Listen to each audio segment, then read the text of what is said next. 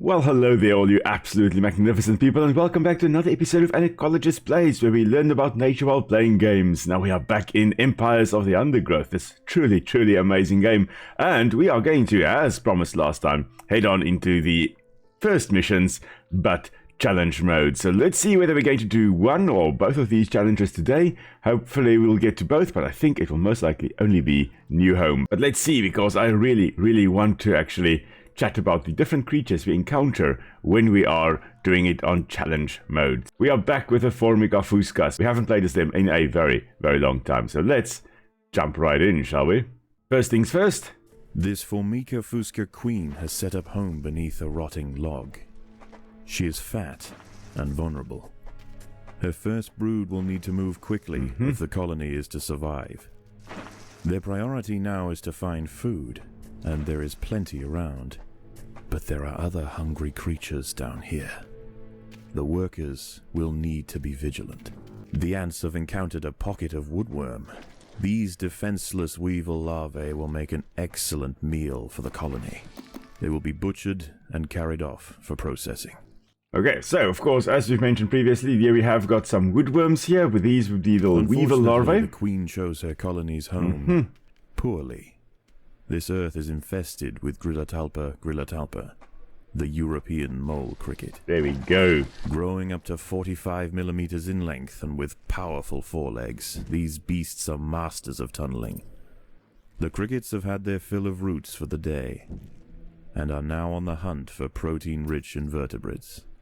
This queen and her brood are in imminent danger of being devoured. Okay, so there we go. We're going to have to contend with the European mole crickets as well, as the narrator says there, Grillotalpa. Such a fun scientific name to also say. It almost sounds as though you are grilling tapas. So Grillotalpa. Grillotalpa meaning cricket like a mole. So it's the mole cricket that is a mole cricket. Just in case you missed it, that is what it is. Alrighty, so let's just gather some food. We're not going to bother too much with just normal workers, at least for now. We're going to have to build up our defenses, and we are going to have to try at least and get a proper army going here so that we can start taking out some of these other pockets of food. And we are going to try to be ready for when the mole crickets start arriving. Just waiting for that sixth one to actually hatch, and then we'll dig out whatever is over here.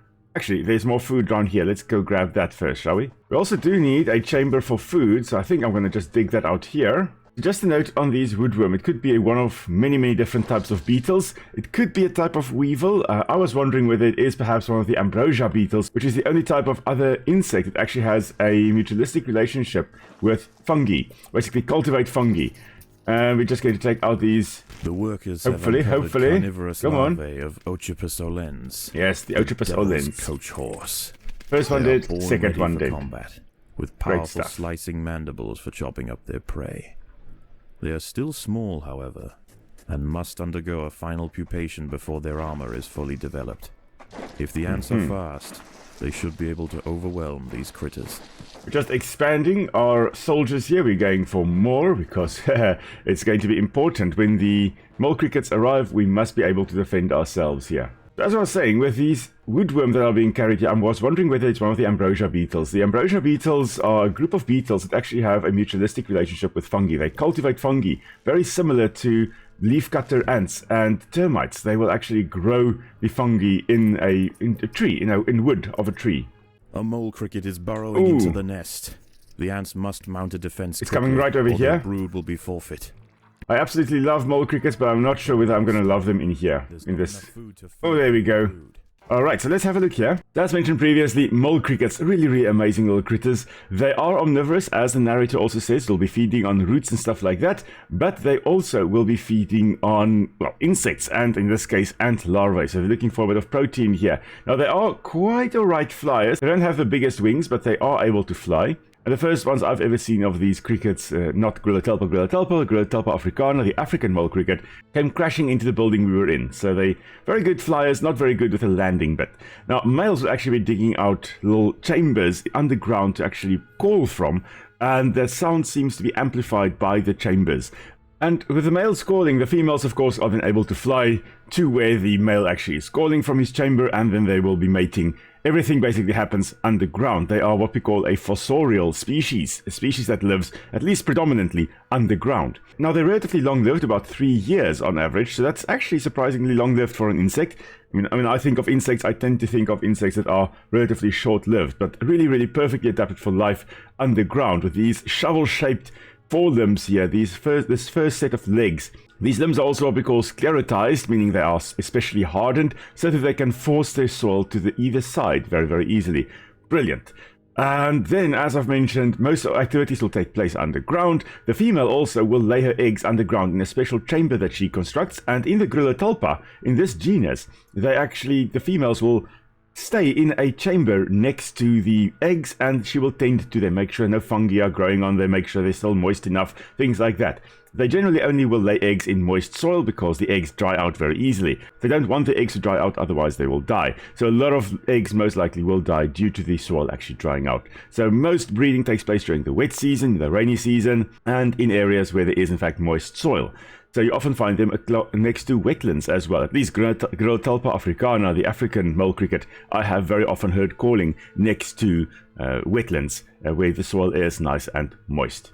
But yeah, brilliant little critters. We also have the cercae at the back there, which are these little weird little appendages at the back there. You'll find that in earwigs as well, except in earwigs they are strong and of course shaped like pincers to grab one another. Alright, but we are going to have to face this Gryllotulpa, and hopefully we succeed in taking it down. Yes, I think we should be able to. Yeah, there we go. There is the first mole cricket defeated. Okay. That was a little bit too tight. That was not great. Now let's actually just set out to this side and start digging a little bit more down here where there's a bit more food so that we can actually get more babies to hatch. Alright. One Otripus olens dead. If the ants had disturbed the adult of these larvae, the outcome for the colony may not have been so fortunate. They must expand with caution. I'm actually going to start making a second chamber for soldiers so we can actually have 2 groups rather than just one. So with this, we should be able to, if we need, we can actually send a party over to the queen to go protect her when the mole crickets arrive. But for now, they're going to join the main squad. They're going to just form part of this group over here. We're going to dig out this little section.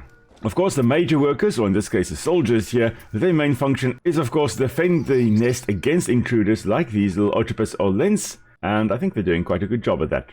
Minor workers, their main job is of course to take care of the nest, to carry food back to the nest, all those types of things, and ants being extremely strong are able to carry things that are far above their weight back to the nest. Just checking where we're going to dig out next. I think the next spot to dig out would probably be over here. Actually, I want a certain pathway. Let's head on over to this side. Okay. Now, the reason I don't think these woodworm over here are part of the ambrosia beetle group is because we didn't see any fungi around. The larvae and the adults of the ambrosia beetles will be feeding on fungi that they cultivate in their little gardens in tree trunks. Those are also problem beetles. In South Africa, for example, we are facing the problem with the polyphagous shot-hole boar beetle, and they are killing a whole bunch of indigenous trees. Originally from Asia, they've been introduced into South Africa with trees brought in from nurseries. These woodlice will make a significant addition to the colony's larders, but they are clinging tightly to the ground. It's going to take some effort to dislodge them. Yes, there we go. So, perfect. Now, of course, woodlice would actually curl up into a ball rather than clamp down, but I'm sure some species of woodlice would actually clamp down rather than just roll into a ball. The reason is they want to protect this vulnerable underside. The underside not very well armored, the top side perfectly armored, so very difficult for ants to bite through that. In this case, we had to flip them upside down so that we could actually kill them. And in the case of them rolling up into a tight little ball, you have to actually break up the ball in the first place, which is very, very, very difficult. Yeah, those ambrosia beetles really a big problem in South Africa, so we're still looking for ways to actually get rid of them. Mole crickets are burrowing into the nest. Oh. The ants must defend in multiple locations at once. Okay, multiple locations. That's perfect. That means there's one group over here. There's also, I think, one popping up over here. Oh, no, there. Okay, great. This is, of course, where it is useful that we have got 2 squadrons. We can now send Group 1 over to come and help Group 2, but I think we should be fine. Yes, 2 mole crickets taken care of. Brilliant. And again, some more Otypus orlens here, the Devil's Coach Horse Beetle. I actually love these little guys. I've never seen a rove beetle in real life. Not that I recall, at least. I'm sure I have seen in real life, but I can't recall ever seeing them. But yeah, the Otypus orlens, the Devil's Coach Horse Beetle, being a type of rove beetle. So basically just like you have with birds, you've got eagles, you've got falcons, you've got sparrows, you know, those types. Okay, so these guys are the same. They're rove beetles. They're all beetles, ladybird beetles, rove beetles, all those are beetles, but different types of beetles. And then, of course, you've got the guys singing Yesterday and all those types of songs as well. That is a completely different type of beetle. All right, now we're just going to dig out another section to another bunch of food over here, which is perfect. This is going to help fuel our third brood chamber. Now currently I am making a very windy road, so that if the predators do come in, we can actually gather our forces somewhere further back so that we do not have to run around. However, when the mole crickets start appearing again, that may actually be a bad strategy, so we may need to make a little path going along here, which is a shorter route to take back to our queen. You know what, I think I'm going to do that. And this will be our third soldier chamber. I think we are ready to excavate to this section over here. Well, I hope we are. All hands on deck. This may be an easier way to take out, but I want to see what's over here. I think it's more Devil's Coach Horse beetles. A whole bunch. However, we also have a whole bunch of ants here, and as you can see, we are whittling them down. Safety in numbers, after all. So a lot of animals are social, in this case ants, and so are eusocial, basically massive colonies that are formed with queens doing the reproduction. But a lot of animals are in large groups so that they, first of all, have protection against predators, but also a lot of species will gather in groups to make it easier to find food, and to actually store food. A mole cricket is burrowing into the nest. Okay, the guys, ants come must on. mount a defense quickly, or their brood will be forfeit. So group 2, there is a mole cricket right over here. I think group 1. There we go, he is, right here. It's difficult to see whether this is a male or a female. The females, unlike a lot of other crickets and katydids, the females don't have a massive ovipositor in the back there. So it's difficult to know whether this is in fact a male or a female, but nonetheless, it's a dead one. That is brilliant. Okay, I see our food stores are full again. We're going to just make a bunch more as we again get ready to go take on another bunch of Otypus orlens over here. So I mean, again, Devil's Coach Horse beetles, another type of beetle, but they look very different from things like the ambrosia beetles or the weevils or whatever we have in this nest, those little woodworms we have encountered. All beetles, but very, very different types of beetles. These ones a little bit more slender, very ferocious jaws in the front there. The woodworms, they have got jaws capable of munching through wood. Oh, and I see we are again full. Okay, gonna do that. What we're also going to do is actually upgrade our food stores in a moment. We need to be able to store more food for when the big things come. And this ability to store food would also not be possible with ants or for ants if they didn't have massive colonies and they weren't able to survive in these big groups, because a lot of ants mean that you can dig out special chambers for them and actually store a lot of food in the process. If there were just 1 or 2 ants, they wouldn't be able to spend all the energy digging out a large chamber for food like this. Okay, we are now able to store a lot of food. Let's see, I think we are going to dig out... Let's come to this chamber over here. And I think we should get ready digging out another chamber to actually lay eggs in. Alrighty, there we go. This should be sufficient. We've got a whole bunch of ants. Now, of course, the big danger is coming right over there. We'll see how we face that in a moment. But first, we're going to dig out everything else. We've got to pick our battles. And they're gone. Alright, that was easy. Now we're just waiting for most of our numbers to come back so that we can also take out that section over there. We're not against the clock here, which is great. I love not being against the clock. Again, taking on the Otypus orlens here. I'm not sure why they are associated with the devil, but they have been associated with the devil since the Middle Ages. So for a very, very long time, they've been known as Devil's Coach Horse beetles. Also Devil's Footmen, they're also called. A whole bunch of common names, usually with devil in there somewhere. Now, the scientific name orlens refers to smelling, which we'll see in a moment. When we take on these big ones, you'll see why they are called smelling, why they are called orlens. We're just going to dig out a nice big area right over here and get ready to eat whatever is right over there. And use that to fuel a 4th brood chamber. There we go, a whole bunch of woodlice. Oniscus acellus. Mole crickets are burrowing into the... Now, before we actually tend to the mole crickets, because yes, there are mole crickets coming into the nest, let's quickly have a look at these guys, because they are amazing. Now, notice that there are these little blotches over here, little pale patches on the exoskeleton of the woodlice. And you may be thinking, well, surely, well, you have mentioned a lot of times that when you have got these types of collars, little blotches on animals, that is disruptive camouflage. And most of the time you would actually be right, that, you know, blotches like these would be a way to break up the outline of the animal. Not in this case. In this case, with this species of woodlice, these blotches over here are little patches where they store calcium, because these woodlice often occur in areas where there is a shortage of calcium. So they want to hold on to the calcium, because calcium is extremely important in making this exoskeleton. And they are going to have to molt at some point as well. They're going to have to pop out of this old exoskeleton with a new one.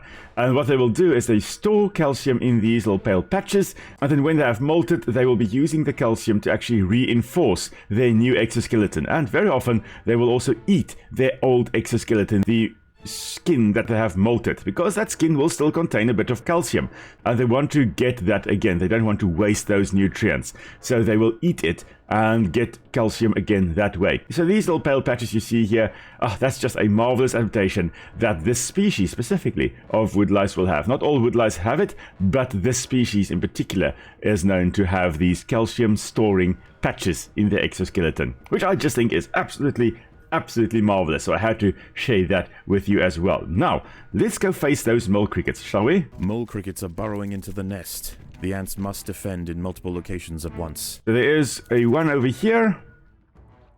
Oh, there are a few actually. There's over here as well. Oh, here they come. Alright, now unfortunately our mole crickets or our ants are way off in the distance. However, we do have a few ants that can actually hold the line for now. And we are all rushing to come and protect the queen. This is fine. This is absolutely fine. I'm sure we will be able to do this. Yes, there we go. Group 2 has basically finished their mole cricket off. There we go. And Group 1 is going to finish off theirs in a moment. And the third one is dead. Brilliant. Oh, there we go. Now it's dead. Well, that went well. Okay, now we are ready to actually make a fourth chamber of soldiers. Like that. Group 2, you can come here. Group 1, you can collect food. Group 2, you can come here. We're going to dig out this chamber of food. Not this big chamber yet. This smaller chamber. Get some more food in this way. These young ones do not have the white glands, the scent-producing glands that they can spray noxious chemicals with. The young ones don't have that, but the adults will. We are going to encounter the adults shortly. They're right over there. They're two big ones for us to potentially encounter. Next thing to do is get ready to dig out to this section. We're going to get all our squads together for this because I think we're going to need them. And Group 3 is still just protecting the queen just in case a mole cricket arrives without us noticing it. There we go. And there we go. Everybody is dead. Okay, I do think we want to make a few more over there. We're not upgrading any. We are going for numbers here. I know we should probably go for better ones. We should probably upgrade our soldiers, but we're just going to go for pure numbers here. And I think we're going to plop down another 6.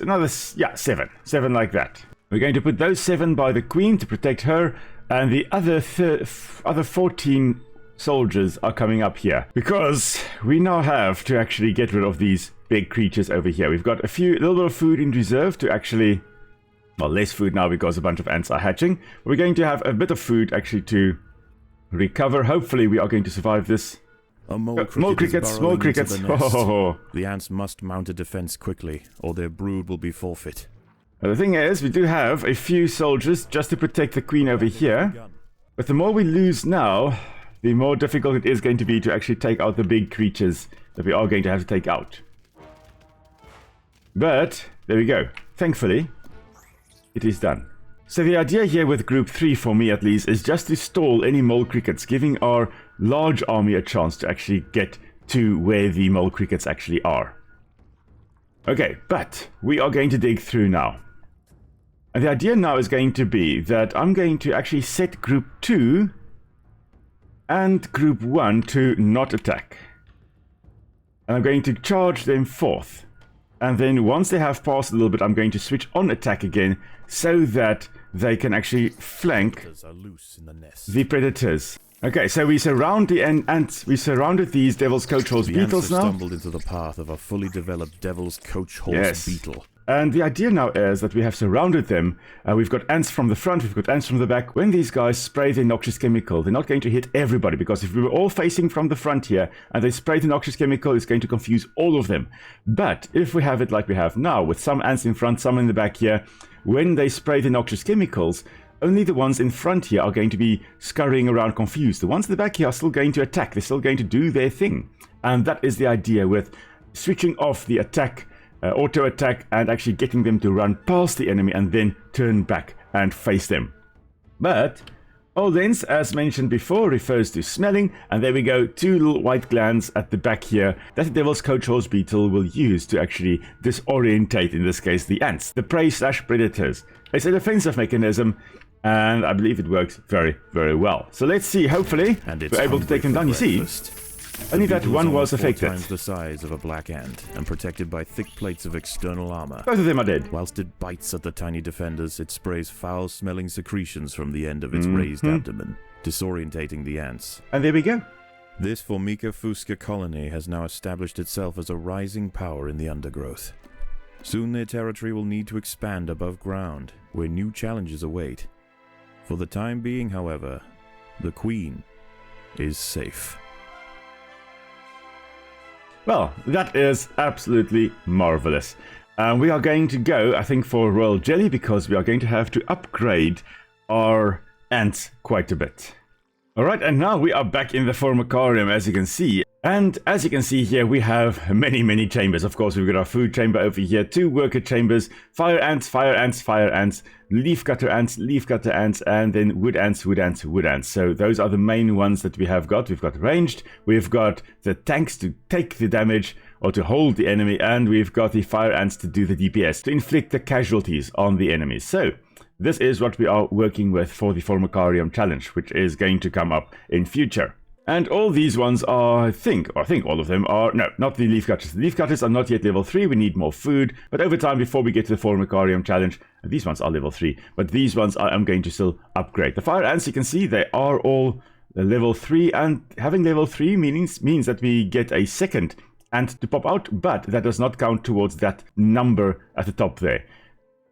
Okay, it does not increase the number of population that we actually have. The number at the top here, the 175, that just refers to the max number of brood chambers we can have, like these little ones over here. It doesn't matter how many ants come out of that brood chamber. Alright, but I think that's actually where we're going to call it today, everybody. It was a fun episode. I thoroughly enjoyed it. I'm glad we actually managed to succeed in our challenge there. Hopefully next time we'll then do subjugation and beat the slave-making ants back, so withstand their assaults. And of course, we're going to do it in challenge mode, so probably going to have a few more mole crickets popping up. So if you have any questions, feel free to ask it in the comments below. We also now have a Discord channel that is up and running, so the link for that is in the description as well, in the doobly-doo down below. And feel free to come and join us there, just for a bit of fun as well. And of course, I'll see you guys on Friday then for another episode of Empires of the Undergrowth. And until then, everybody, stay safe. I'll see you all soon. Bye.